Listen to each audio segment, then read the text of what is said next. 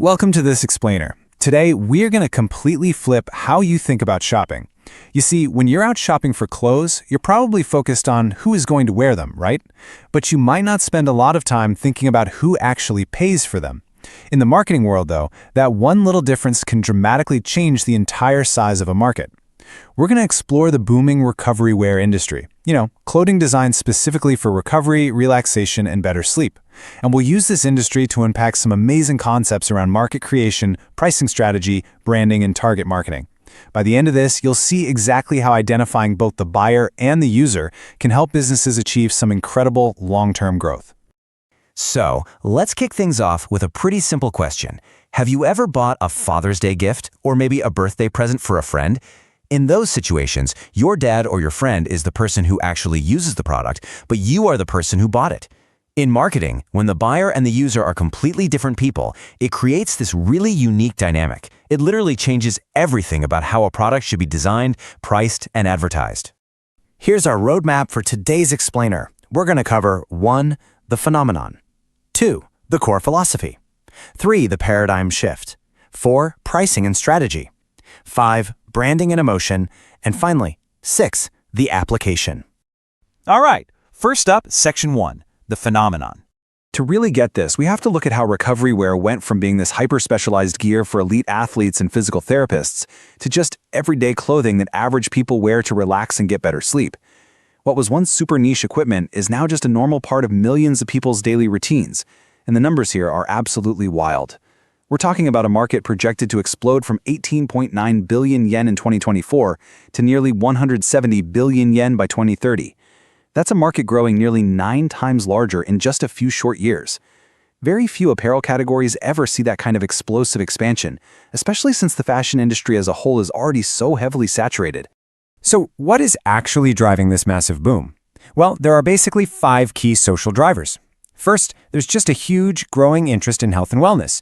People are focusing on prevention, not just cures. Second is healthy aging. We're living longer and we want to stay active. Third, more people are exercising and they need that post-workout comfort. But the 4th and 5th points, that's where the real magic happens. It's the massive impact of the gift market and the expansion of gift purchasing overall. People aren't just buying this stuff for themselves, they're buying it to take care of the people they love. Let's move right along to Section 2, the core philosophy. To deeply understand this explosive growth, we have to grasp a totally fundamental marketing truth that applies to literally every industry on Earth. Companies do not actually sell physical items. They sell value. They sell solutions. It's kind of like that classic marketing analogy.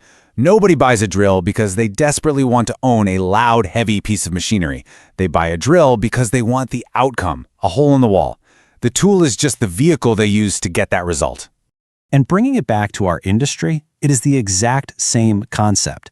Customers aren't buying fabric. They aren't looking for just another basic shirt or pair of pajamas. They're buying the hope of waking up refreshed and feeling healthy. They're purchasing better sleep, reduced physical fatigue, and just a healthier lifestyle overall.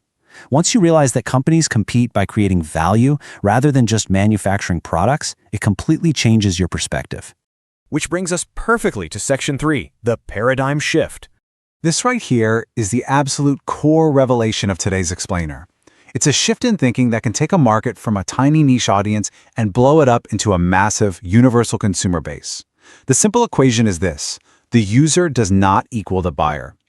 Meaning, a daughter buying something for her dad turns one single product into a scenario with 2 totally different target customers. The dad might only care about the comfort and getting better sleep, but the daughter? She cares about showing gratitude and giving the gift of health. If a company only targets the user, they're limiting themselves.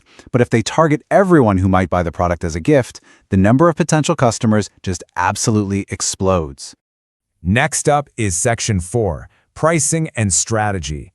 Because of this dual customer dynamic we just talked about, the way companies price their items gets super interesting. Right now in the recovery wear market, prices range anywhere from $15 to well over $400. And the crazy part, consumers are actively buying at every single level. Why? Because price communicates value to different types of buyers. Take the discount retailer Don Quijote, for example. They entered the Japanese market at this incredibly low price point, about 1,990 yen. But they didn't do this just to start a price war and steal sales. They did it to expand the whole pie by attracting curious, first-time users. By keeping the barrier to entry super low, they brought in completely new customers who might have been hesitant to spend $150 on a concept they hadn't even tried yet. And that ultimately helped the entire industry grow by raising overall awareness. Now, jumping to the exact opposite end of the spectrum, we have Section 5, Branding and Emotion.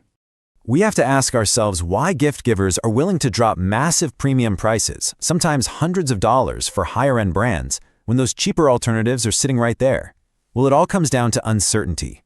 When you buy a gift for someone else, your head is full of questions. Will they actually like it? Does this look cheap? Is it thoughtful enough? Strong branding acts like a premium insurance policy that just removes all of that anxiety. A trusted brand, maybe one backed by clinical research or pro athletes, guarantees quality in the mind of the buyer. And that peace of mind is exactly what they are so willing to pay a premium for. Because of that, premium brands aren't really just selling clothing.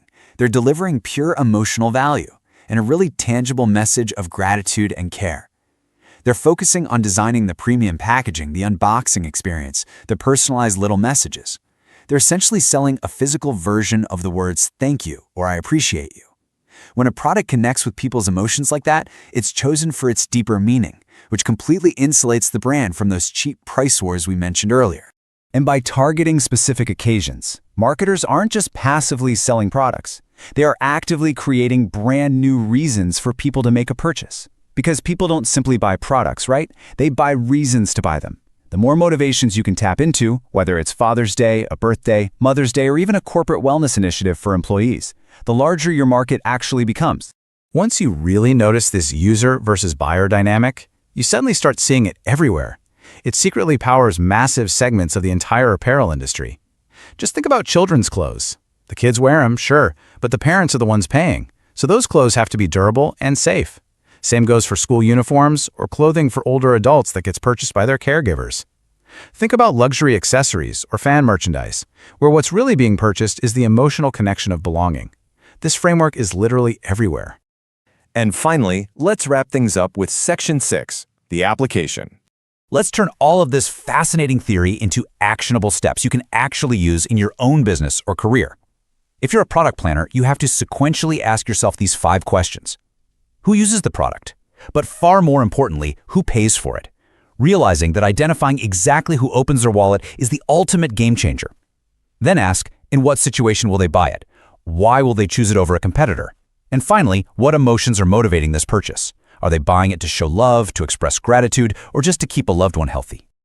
I want to leave you with this final provocative thought.